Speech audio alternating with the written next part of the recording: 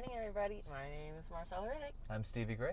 And we're getting on the road. Thanks for being with us. We are in the Teton National Forest. We went to the other side of Glacier, then through Yellowstone, then through the Grand Teton National Parks.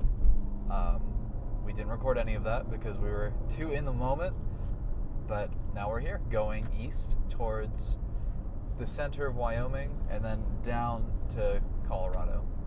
We're super stoked. I think the last time we signed off, we were just getting to the eastern side of Glacier National Park, which, spoiler alert, unfortunately was a lot prettier than what we recorded, which was kind of tough. We were like, dang. But I think it's incentive for those who thought that at least if the recording was pretty, next level if you actually go to Glacier. Yep, and that's with the main road being completely closed, and a lot of the main roads being completely closed. So the things we were able to see at Glacier weren't even scratching the surface of what you probably...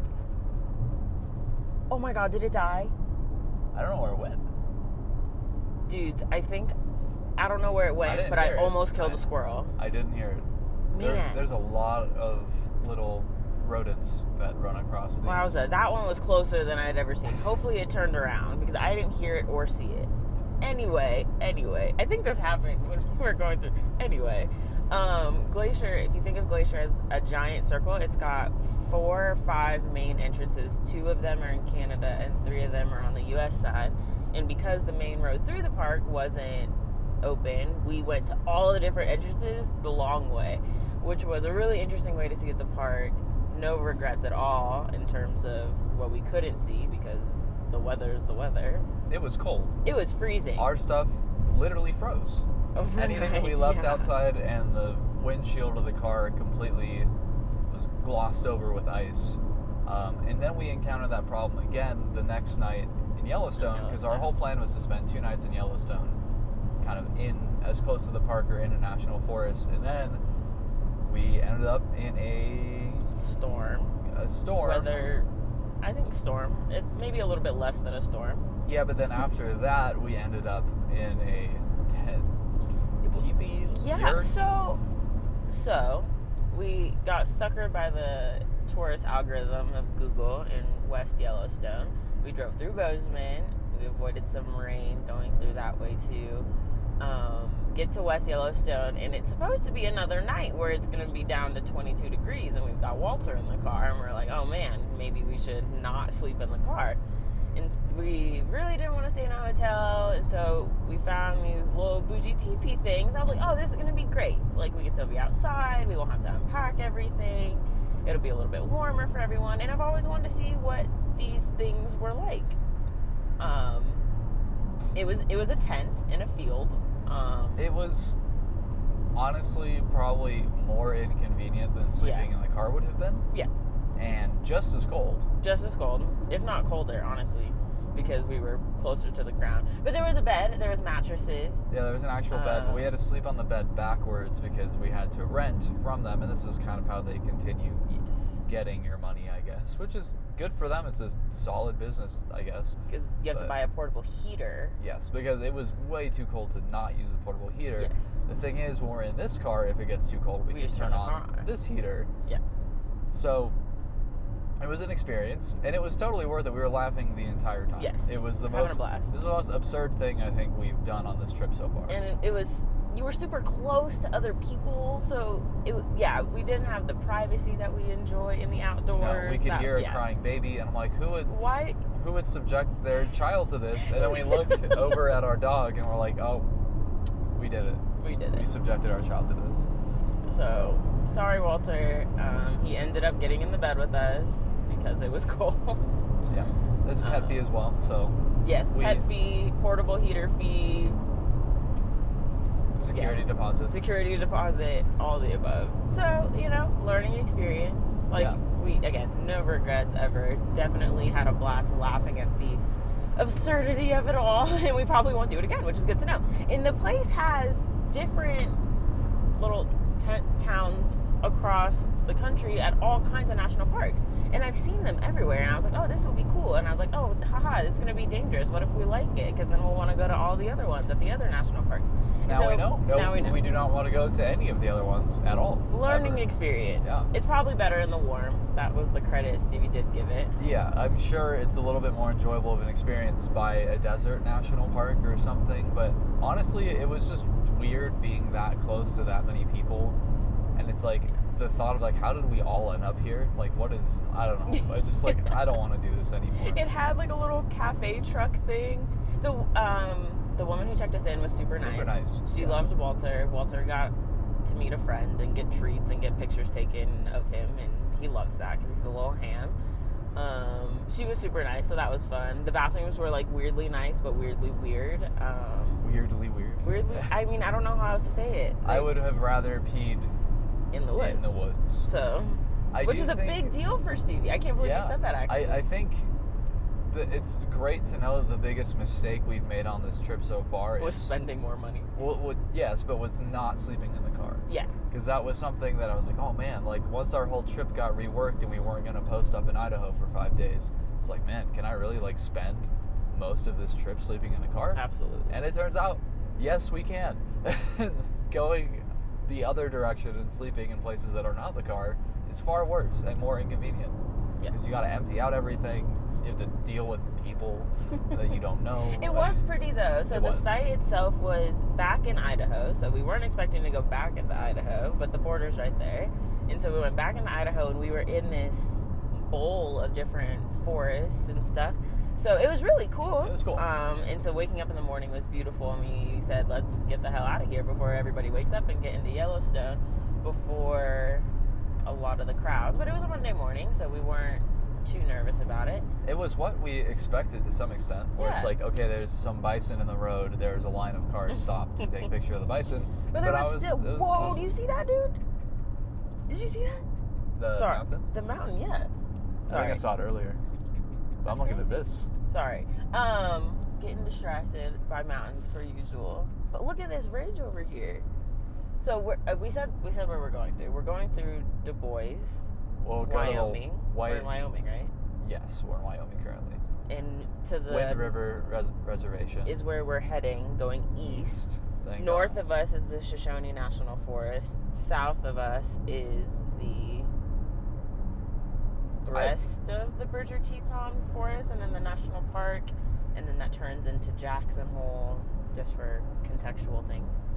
But it's beautiful. It's absolutely stunning. Absolutely stunning. We didn't know what to expect much of the actual Tetons themselves that are right behind us, and we were blown away. Absolutely blown away.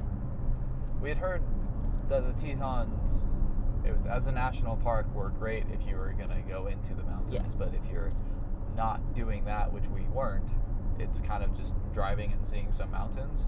To some extent, that's true, but they are absolutely stunning mountains. And so I was like, okay, I'll take 80 pictures of these same mountains from different points. We did see a moose. We finally saw a moose. Okay, what's the list of things we've seen now, starting all the way back? Black bear. Grizzly bear. Do we confirm if it was a black bear or a brown bear? I think these areas only have black and grizzly. Okay, so black bear, grizzly bear. We may have seen a wolf or a coyote, but it was white, and it was going Glacier in the Blackfeet Reservation. Mm-hmm. But then we actually saw a wolf yesterday in Yellowstone. We saw I saw a bald eagle in Glacier. Saw bison. Elk. Deer. Lots of deer. Moose, finally. It was the last animal we saw. Fox. Yes, we saw a fox hunt yesterday. That was so fun. What else do we see? I think those are the big ones. We've seen a lot of birds. Lots of really big ravens. Stevie saw a snake. I did see a snake. That was at Great Basin. Back at Great Basin. What else? I think the grizzly bear still tops the list. Yeah, it was just walking across the road doing his thing when we were leaving Glacier. And Walter did not growl at that one. Walter was growling at the black bear. But Walter has been struggling the last 2 or 3 days. Look at him. He just wants to sit in our laps. I'll just sit there and pant endlessly until we let him sit in our laps. And we do, eventually. But we just started this drive, so there's no way in hell that's happening right if now. he stays in our labs for the full 5 hours, man, I guess I could have passed them. That's awkward. That's okay. Yes, if he sits in the front the full 5 hours, half of his coat will end up in Stevie's lap. Yeah. And I'm dirty right now. I'm visibly greasy. I'm very excited to shower today, but I still would prefer not to have his greasy shed on me as well. Walter's probably the dirtiest he's been on this trip right now in this moment, but that's because he's been sleeping with us. Because it's been He's cold. had to, yeah. I think it's going to be hard. The beginning of the trip, we had him sleeping in the front on his own, and that was working. Now that he's been sleeping with us, I think he's going to have this expectation that he's going to get to keep sleeping with us. So we'll have to tie him down to the front. We found the middle ground, though. He wasn't in the sleeping bag, though. He was, like, cocooned in. That's true. Dang, I keep, like, not paying attention because I'm talking to the peeps and not passing this thing. Speaking of the peeps, what do you want to talk about? We've kind of covered what we're doing and where we've gone. Yeah. All the things. What do you want to talk about now? One of the questions that we get is, what do you actually do when you're not podcasting and just driving and it's just you two? And two of the things that we are most consistent is that we listen to a lot of music, and we, thank you, Winnebago. Have a fantastic day. Continental Divide. We've been following this thing since Glacier, which has been super cool. Yeah. Anyway, we listen to a lot of music. Shoshone National Forest. Look, I wasn't wrong. Welcome to a different national forest, and we're actually in one this time instead of 3 cheers. Yes. Promising to be in one. Yes. I think we were still in the national forest. We've learned that the national forest signs are kind of irrelevant because you'll look at that. Wow. But you'll drive into what on the map will say is the national forest, and then you'll like drive through something that says leaving the national forest, and then you'll re-enter it somewhere else. So It is what it is. It is what it is. Ooh, that looks like snow. But we listen to music and we ask each other questions. That was what the sentence I was trying to get out was. Yesterday, 2 days ago, Marcella was just like, Stevie, 20 questions. Go. And I just had to think of 20 questions.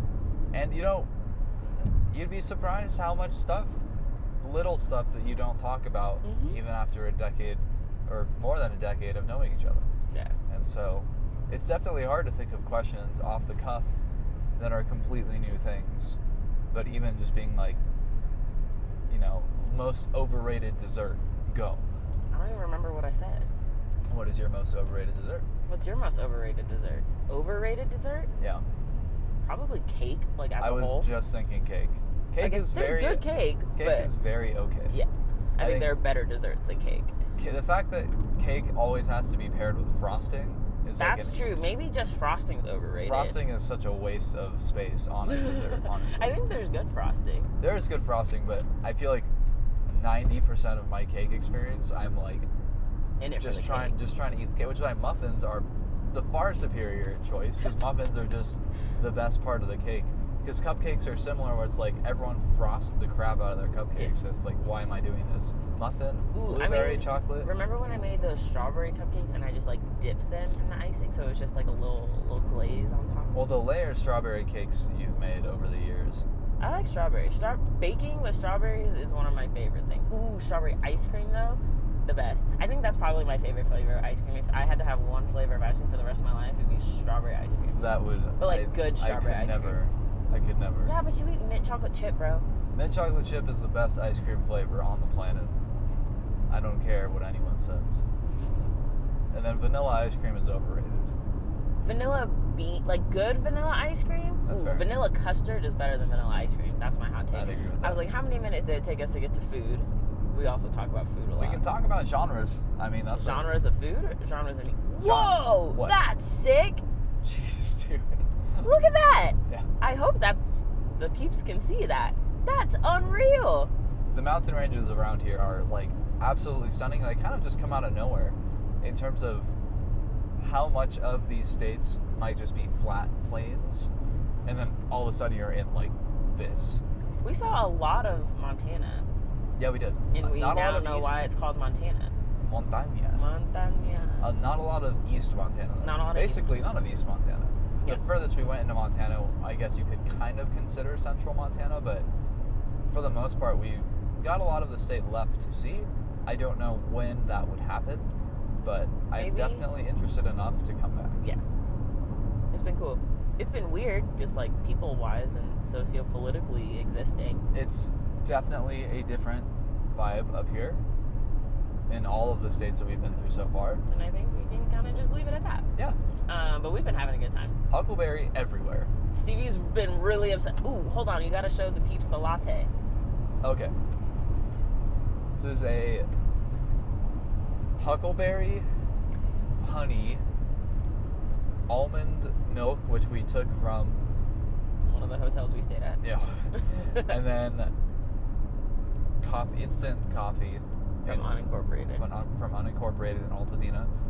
They just opened a new location in Burbank, which I don't know how I feel about that. But Huckleberry lattes are actually like a thing up in these parts, which has surprised me. We first found the Huckleberry stuff in Stanley. That was the very first place we saw like any Huckleberry anything. And I was like, Huckleberry, that's weird. And then everywhere we've been since, like truly everywhere, has had a Huckleberry something.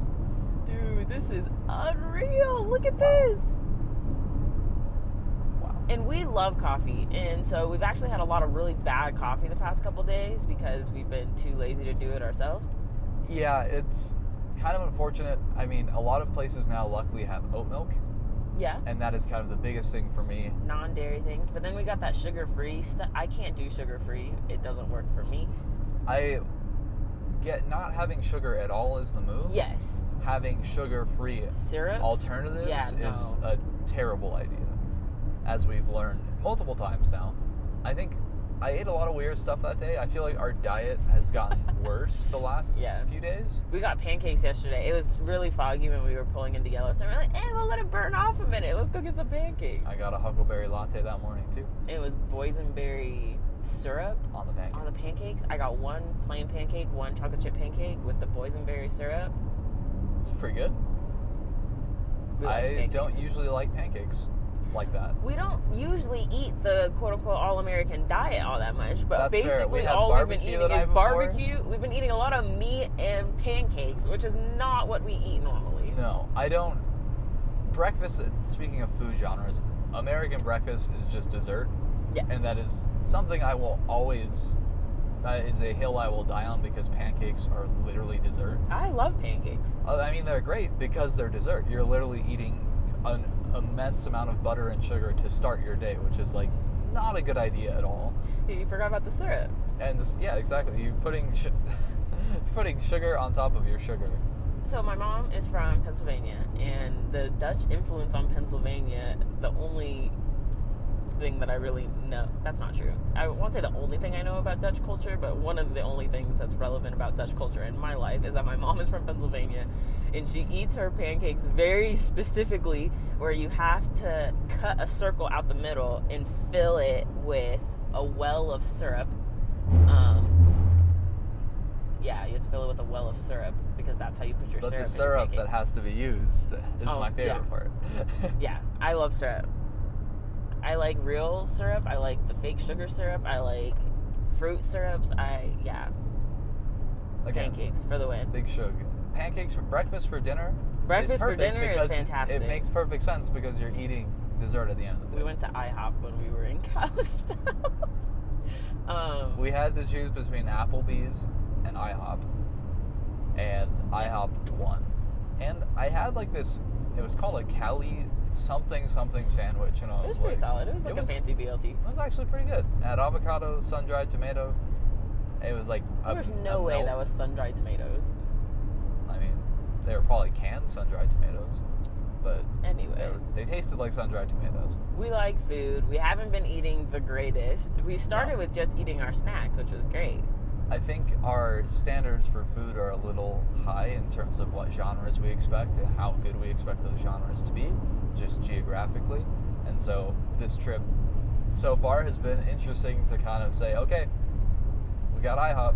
Let's do it. Well, okay, so what we wanted to do in Kalispell is like, okay, and I feel like we try to do this everywhere, of what can I get in Kalispell to eat, or anywhere to eat, that I can only get in Kalispell, that I can only get in a specific place. Because I think that there wasn't there wasn't anything. There was that place we got what was it called? Something Soul? Food for the Soul? Food for the Soul. Yeah, That we place got that was good. delivered to the hotel. And That it place was was a weird Mexican situation. It's kind of a fusion spot. Kind of. I had a keto burrito, which, first of all, anyway, the things that you order also play into how you can objectively review food. But I got a keto burrito, and the reason it was keto is because it wasn't a tortilla. It was fried, toasted. It was a cheese wrap. Which is like... It was just like cheese. It was great. It was better than Stevie's salad. I got a salad that was pretty good, though. I enjoyed it a lot. My ears are popping. But there's it seems like a lot of the places we've come through, especially the kind of the bigger small towns, have changed a lot very recently. Sure. In terms of food and whatnot. I guess as some food trends get a little bit more popular, they kind of branch out places. But I also blame Google. I was already hating on the algorithm today, but I feel like it's very hard to find the local things when you've got Google and the algorithm and ads and people buying space and stuff, where I feel like if it weren't the middle of nowhere, Montana, I could just ask somebody, like, hey, where's the local food spot? We did check Reddit for Kalispell, because the reason we were in Kalispell was because I had to work, and so we had to post up somewhere. And so we were like... We learned afterward that we could have posted up in Glacier. Yeah, that was... Yeah. We were like, shoot, there's internet here. But we posted up there. We went on Reddit, so what are the best places to eat? And most people were saying this one place that was a bar. Yeah. And we were like, that's not really what we want to do right now. So unfortunately, we did not get to become one with the Kalispell culture. But...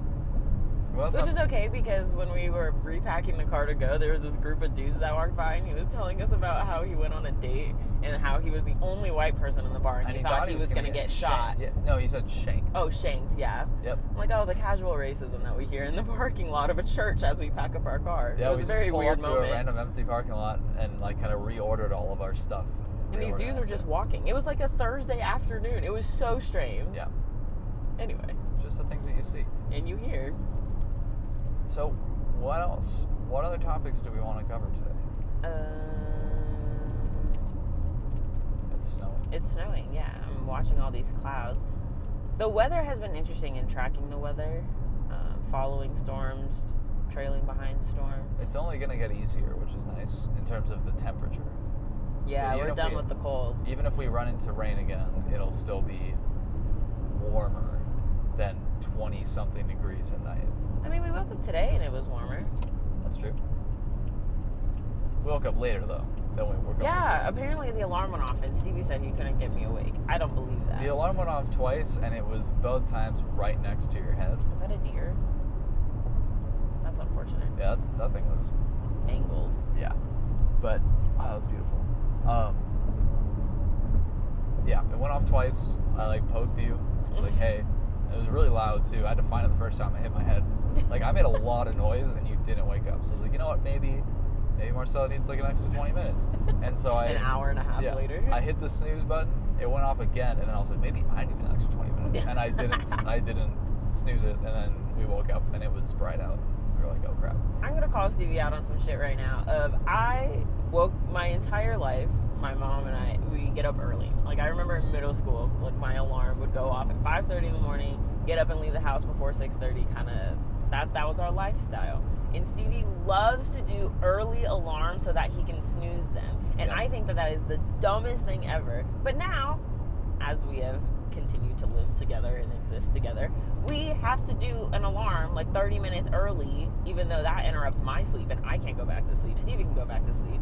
Otherwise, we won't get out the house because we sitting in the bed. It's so bad. It's very important to me, especially as a kid. Before I had an official alarm, and it was the old days where it's your parents wake you up when you're young, or siblings wake you up, all that kind of stuff. It was always nice when I woke up early. I was like, dang, I got extra time, and then go back to sleep for another 30 minutes. That literally makes no sense. It's the best feeling ever. And so I, in high school, started programming that into my experience of life. And so, yeah, I would have an alarm an hour before I'm supposed to wake up. So I wake up and go, oh man, I turn off the alarm. I'm like, no way. We got 1 hour, baby. And then I go back to sleep. And so... dramatic. It really helps me get my day started, because the second time I wake up, I feel far more rested, and I'm like, okay, I got my extra hour. I think scientifically that like really interrupts your sleep cycle, because when I wake up and I'm like, oh wow, I have another hour, I like sit awake for an hour. I may be interrupting my sleep cycle, but my quality of life is far better when I do that than the other way around. Because I can't get up right when the first alarm goes off. It's easier when we're not in a car and it's not in the 20s outside. That's true. It being cold has inhibited our ability to wake up. Because I'll just get back into the fetal position and be like, if I don't move right now, my body won't feel bad. Yeah. And so then I'll just fall back asleep. Yeah. So it says we're leaving the Shoshone National Forest. We'll see if we re-enter it again. That river down there is sick. Yeah, it is. I've been tracking it. I haven't seen a mountain road that says the speed limit 70. No. There was a speed limit of 80 when we were in Montana. Yeah, Montana's got the good speed limits. They allow you to zoom. Hi, birds. Oh! Did you see that? Yeah, that hawk was trying to kill that crow. Yeah, that hawk and the raven were fighting in the air. Ooh, look at that. Is it moo-moos? That was a big cow. Hi, moo-moos. Good morning. They're pretty on the baby. Oh, man. Oh, Walter. Well, now he's like in the sun. So Walter's addicted to the sun, and Walter will sit in the sun for hours and hours and hours, and then he'll get too hot, and then he'll have to come inside. And I'm like, dog, you're gonna get heat stroke or something. He is truly a California dog. Yes, and so when we were in Glacier that second night, we actually got to sit and hang out outside the car all day, and the sun came out. It was all beautiful. We got lucky. Like most of the days on this trip with weather, we got pretty lucky. It's true. The only day we didn't, again, was the yurt teepee situation where we just had to stopped raining. That was the crazy thing, is that it had gotten colder than we wanted it to, obviously. But it had stopped raining, which means we could have hung, we could have hanged, we could have chilled. Could have stuck around in West Yellowstone, found a good spot, got up early, went and saw some bison before all the people with their 40-pound lenses were there. The bison were cool. Actually, the first time we saw bison was when we were leaving the Blackfeet Reservation in Browning, Montana, and they have a conservation herd of bison, and it was so cool because we drove through it. We saw it on the map. We were like, "What the hell?" And then we didn't see any. We were like, "Oh, this is fake." And then on the way out, we saw the herd, and it was so cool. One of my favorite and least favorite fun facts I have about myself is the very first time I ever saw a bison was on Catalina Island this year, and like I was like, wow. Yeah, I was like, wow, this bison is not supposed to be here, but this is somehow the first one I'm ever seeing in real life. And so it was cool to see bison in a place that they're actually supposed to be, and I hope that in my lifetime the amount of bison in these regions grows exponentially, but we will see. Speaking of how things are supposed to be, we like to stop on the road and read the signs and the different things that the different departments and stuff put up about the area. Do you have a picture of that? I think you do. And some of them are really bad. And some of them you can tell that they're old, but some of them are just downright disrespectful. Like it's a tough one. Let's see. And we got one that was talking about bison and talking about how I was like, how I say it is not how the thing says it. So Stevie's gonna pull it up real quick. But it's really unfortunate, and part of me... I think it's on your phone. Is it? Okay. Yeah. Part of me thinks that these signs are really cool, obviously. It's a way to gather information in the moment. I love learning outside of the classroom. I love education as a whole. Some of these are really old, but I'm also like, why don't we have access to these?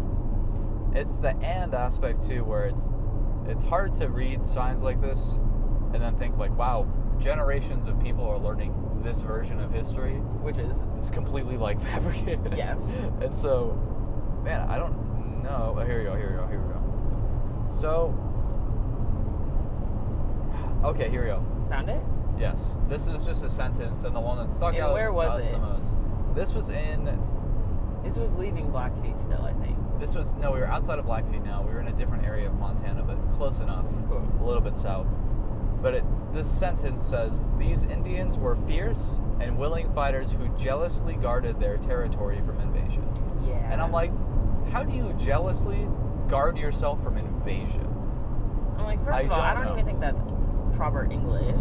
I thought maybe it's a typo and they were trying to say zealously, but I don't think that's spelled the same. So it was just bad. And that whole poster is awful in terms of depicting the history of, one, the national parks as a whole into like the western expansion of the colonizers of the United States was really tough. And so reading all these is really annoying. And so it's a point of conflict for us, and we talk about it a lot, of like, okay, what would it look like to go and redo all of these things? And I can't believe the campaigning it probably took to get those in the first place. And it's just sentences like those where it's like, why do you have to call indigenous people that are protecting their own territory jealous? And why are you going to put at the forefront their ability to fight for their land instead of the tons of diplomacy that actually went into the lack of negotiations for their land? It's just, it bothers me. And I don't know. I think it should bother people, but I can't tell people how to think, obviously. And if you're only going to put like 4 sentences up at a historic point, and that's one of them, then you're doing a disservice to literally anyone that is coming to your region to learn more about your place. And so now, and I can't... Indigenous history in the description. True facts. And I'm thinking about, were those signs, when did those signs get put up? Was it before the internet? Was it after the internet? Some of them are really old, but some of them are even newer and still cringe. Yeah. That is, I mean, there's an interesting history to the kind of revisionist manifest destiny American history that occurred in the last century, that we can link in the description as well, because I think that's your favorite sentence. Well, a lot of historical sites though, and like statues and murals are pretty recent in terms of depicting that era of American history. Whoa. Like the mid the mid 1800s to the mid 1950s, basically. Mm-hmm. That century of American history became like a sense of, it gave like a generation of people a sense of pride for their grandparents and ancestors, specifically European Americans. And so a lot of the landmarks that we see in the 21st century that are still up are kind of remnants of that generation trying to honor their grandparents and parents. And there's a lot of iffy depiction there on what actually happened. So yeah, weird stuff. It's everywhere. Mm-hmm. And some of them are really cool. I really like the geographical point. And so as we were leaving Glacier, there was this whole... It feels like a museum. It feels like an outdoor museum, all of these. What are they called? Exhibits. You'll see the signs for exhibits ahead. But my favorite exhibits are the geological ones. Is that geographical ones? Both. Yeah, both. I mean, a lot of times they're combined. Yeah, because I like knowing the names of mountains and stuff. I find a lot of joy and accomplishment in learning about the things I'm in awe of. And so, for example, this beautiful peak that's in front of us, there would be a sign on the side of the road, like, this peak here, it was formed by X amount of lava, and people have called it this for the past 1,000 years, whatever it is. It's so cool to me. And so we have this picture of one of the exhibits from East Glacier. East Glacier, where we got to see the names of the peaks of the bowl that we were in, and it was pretty sick. And I like knowing that I can go look at that picture and be like, ooh, that's what this is called. I like naming things too. There's probably something about that in general humanistic nature about naming things. Probably. Don't know what it is. Me neither. But I feel like naming stuff is fun at a baseline. I feel like fun is not the word. I mean, we named a moose yesterday. We did name a moose. That What was did you pretty name fun. the moose? You forgot what you named your moose, bro? I don't think I completely just lied. I don't think we actually named the moose. You named the first bear. Bearbird? Bearbird. That was a bad one. But That was really bad. But it was the first thing that came to mind. So, Bearbird. We named Walter. We did name Walter. That was easy though, because Walter, I always wanted a dog with an old white guy name, because I think it would just be funny to like call a dog something very not like stereotypically dog-like, and just being able to say my boy Walter, and then somebody has to guess like what I'm talking about is fun.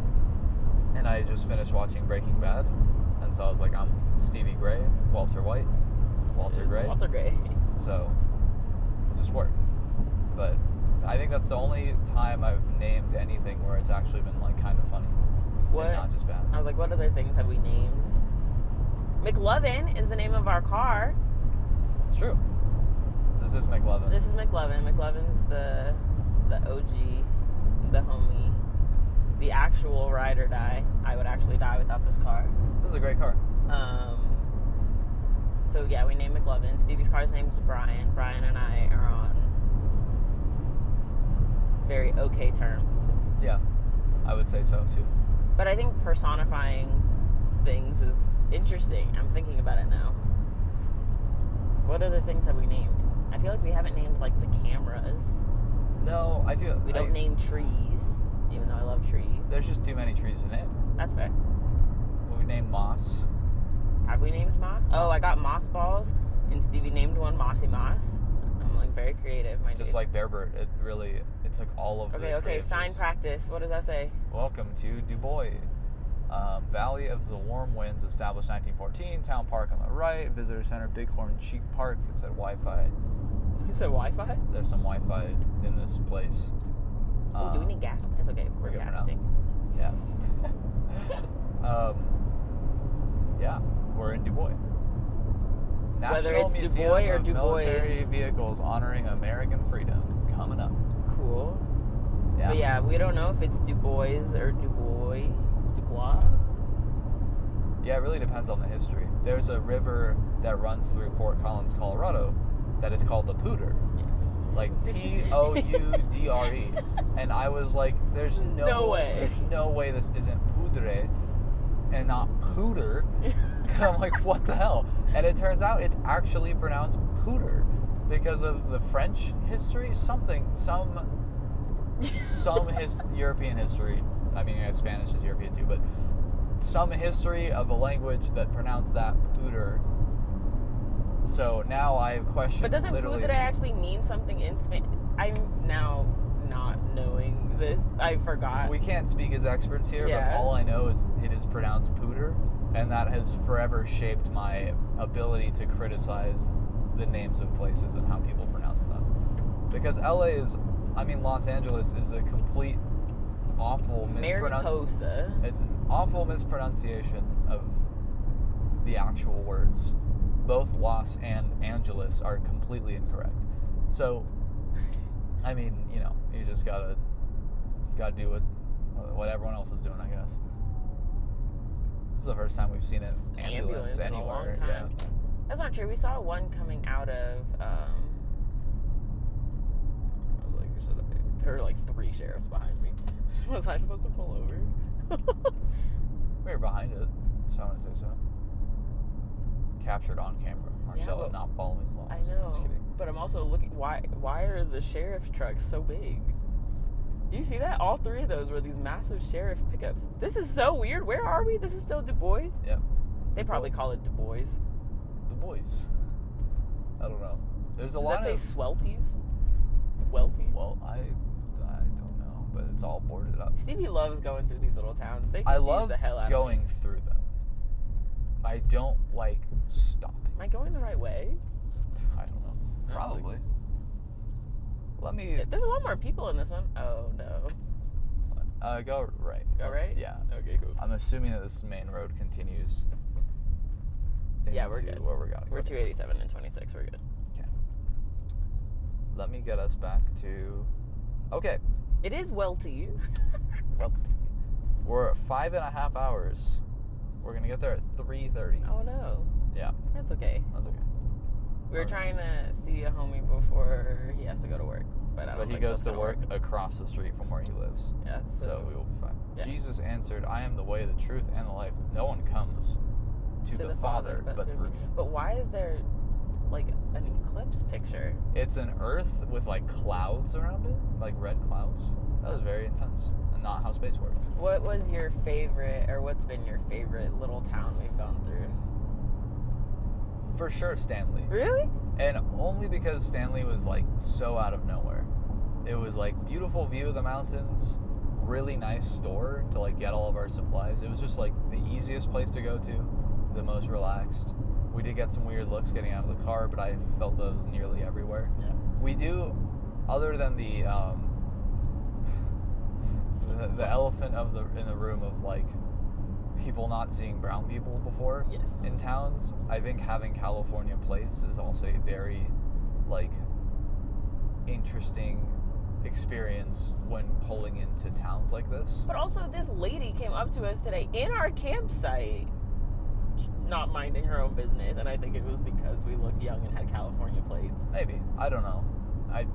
It's hard to say because I imagine if you live in a place where they're out here and there's like, what, 500 to 2,500 people max in this small town, and you don't really see people that often, maybe you're just more inclined to talk to strangers because it's like, oh, people, like, let me engage. Where I feel like...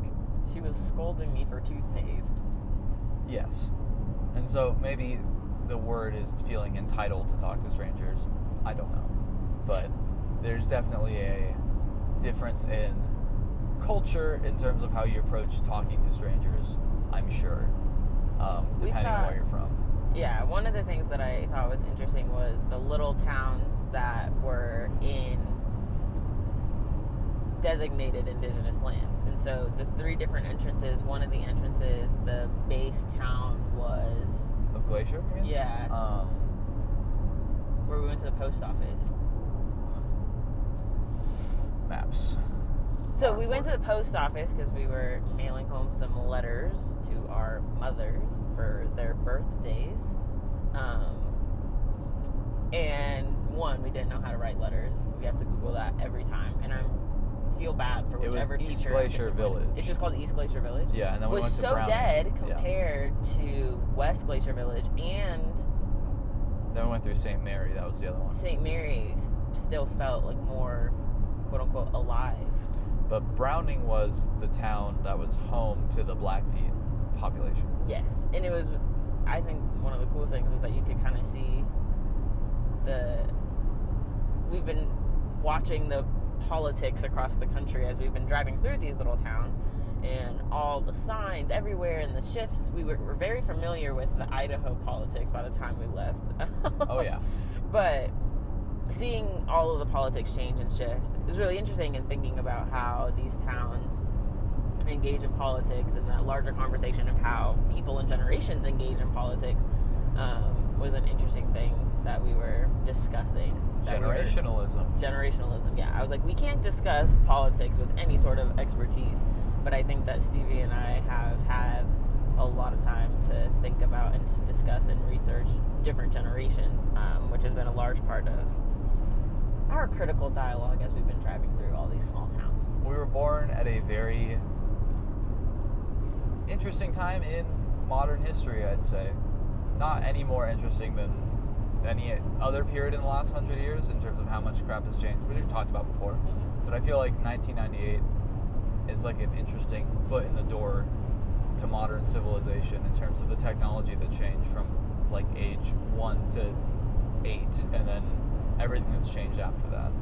We've had a lot of different experiences and perspectives forcibly thrown at us in the last 24 years, which I think have been quite important.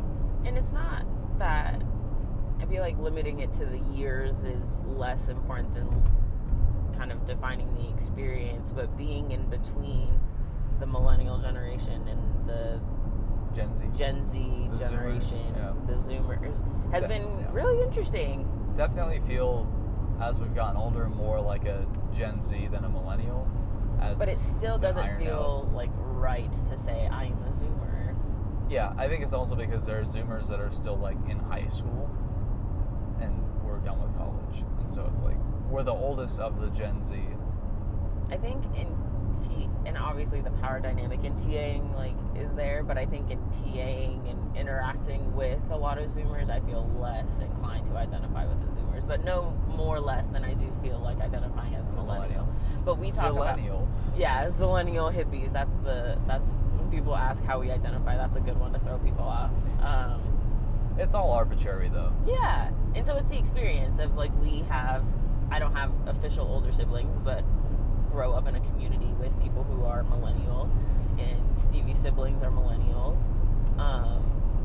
and that also influences how we see the world and stuff. And so it doesn't feel right to completely negate that experience also. I just measure time by what your first video game console was. Yeah, That's the easiest way to define a generation. Yeah, but we already have found the flaw in that, because I'm kidding. first console outside of the Game Boy Advance and the DS Lite was a Wii. Like, my Wii was my first I would console. say that's because of, like, the weird gendered aspect of video games that, like, existed until... It still exists, but, like, the early 2000s was still, like, boys play video games and girls do something else kind of a mentality.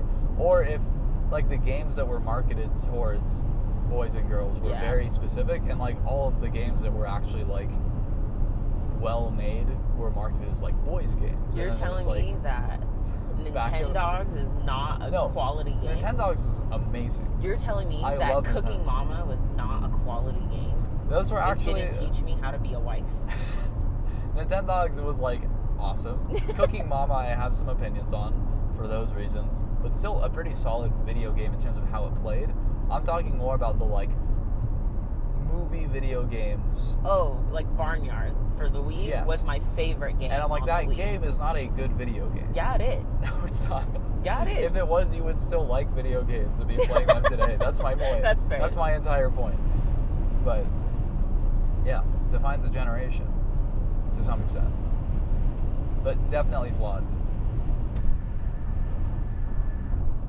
Passing through the rain. We should be out of it soon. Yeah. And then we'll be right into the Wind River Reservation. We just passed the Wind River multiple times, so... True. I think the official reservation, like, boundary starts pretty soon, like, after these kind of red canyons. It's the military museum. I've seen a lot of Palmilla flags in the past couple states. Yeah. Which I had to Google. I don't know if everybody knows what that is. It's Prisoners of War Missing in Action, and it's an organization that's dedicated to honoring the lives and supporting the families of people that were prisoners of war that never came back. So, that was something I learned on our journey. War sucks. Yeah. Yeah. What were we talking about, friend? Are we wrapping up today? We're at 47 minutes. I think we could probably go to an hour and then call it. What do we want to talk about? We can talk about something more casual. I like the rain. I was like, we were talking, let's talk about the weather.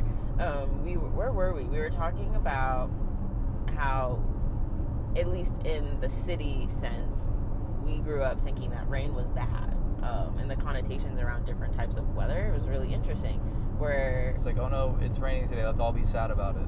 I'm like, I freaking love the rain. So I love hanging out in the rain. It's so exciting. I don't like being cold and wet, but there are ways to mitigate that situation.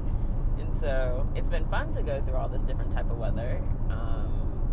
I acknowledge a lot of the things that I don't know when it comes to weather in terms of driving specifically and camping and all that stuff. I like to think we're still pretty well prepared. Yeah, I'd say so too. What's your favorite type of weather, dude?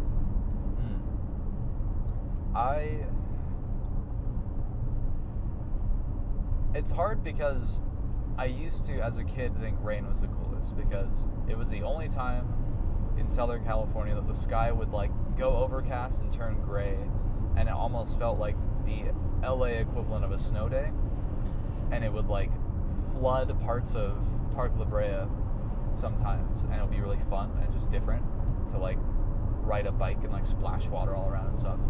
It really sucks for skating, though, so that was always a hard thing. But as a kid, I would say rain, or just overcast in general, was my favorite, because I don't know, the vibe of an overcast day where it's not raining is my favorite. Where it's like, I feel cozier for some reason, and I feel like I can take it slower, and everyone's taking it slower, so it's just like a more relaxed of a day, but I'm happier for that reason. We used to have this thing where on Wednesdays we would get out of school at noon, and I feel like disproportionately there were more rain/overcast days on Wednesdays because we would hang out. Maybe. I wonder if that's biased because you weren't spending the rest of the day inside. 100%. That's what I'm saying. Like, I think it was 100% fake. Entering the reservation. These hills are nuts. Yeah, they are. The colors have been, I was like, speaking of weather, I think it's kind of in the same realm, but the colors of the earth are so cool. I think the earth is so cool, and I think learning about the earth is so cool, and the fact that these are like sideways, and that's how this mountain grew, and how all of the different mountains we've seen have all developed differently because of weather. Check out these red rock What? canyons. That's wild. And so these are red, but most of Montana, the mountains were purple, and I thought that was where the line in that song came from. America the Beautiful, not referring to the Purple Mountains in Montana. It's Bighorn Sheep. That'd be sick. We haven't seen one of those. No. But Purple Mountains Majesty in America the Beautiful actually is referring to the Purple Mountains in Colorado Springs. Another random fact. Yeah. Which I didn't even know there were purple mountains in Colorado Springs. Neither did I. We haven't been to Pikes Peak. That's true. We haven't taken our pictures at Pikes Peak to put on our Facebook, like everyone in Colorado. Disrespectful. I'm so sorry. I had to. I gotta clown on Colorado when I can, but I do have a deep care for Colorado. Yellowstone was fun because we got to see all kinds of plates. We saw people from nearly 20 different states. There's a Pennsylvania car in front of us. Yes. This is crazy. Where did this come from? I had it on the map. The initial way that we wanted to go was a little different, and I was like, we gotta see these Red Rock Canyons, Orange Rock Canyons. This is Wyoming. Red? This is Wyoming? And we haven't ever really, we went through like one bend of Wyoming once, and it was kind of snowy, kind of dangerous. There were a lot of big trucks, and I was like, okay, Wyoming is all right. Don't know if I want to go there again. But the rest of the state that we haven't seen before has all been stunning. We love being wrong. Yeah, I think if there's one thing that this trip defines, even for a state like Nevada, it's like, yeah, a lot of this is desert plains. And desert plains are really cool. They're barren, but there's so much life. And it's life that is working very hard to live, which is instantly deserves some respect. But then there's places like Great Basin that just kind of come out of nowhere, like these Red Rock Canyons that are absolutely stunning. And so I think, again, on the topics of borders are fake, you really can't define a state by an imaginary line in the sand. In the sand, in the Red Rock. In the Red Rock. I think that this is a good spot to end on. Sure. Let's do it. Sure, let's do it. We appreciate y'all being on the road. I'm glad that the diversity in visuals was super cool today. Yeah, me too. Look forward to chatting next time. As always, let us know if you have any questions, comments, concerns, things you disagree with. Like I just said, we love being wrong. Call us out. Clown on us in the comments below. It's not clowning to have critical dialogue. No, I was saying on top of critical dialogue, also clown on us. Be like, dude, why does your hair look like it's ready to oil a car? Like, that's a weird horse. The pony was stretching. Oh, okay. I was like, what does that thing do? Oh my goodness. Okay. Have a great day. Thanks for being on the road. Bye.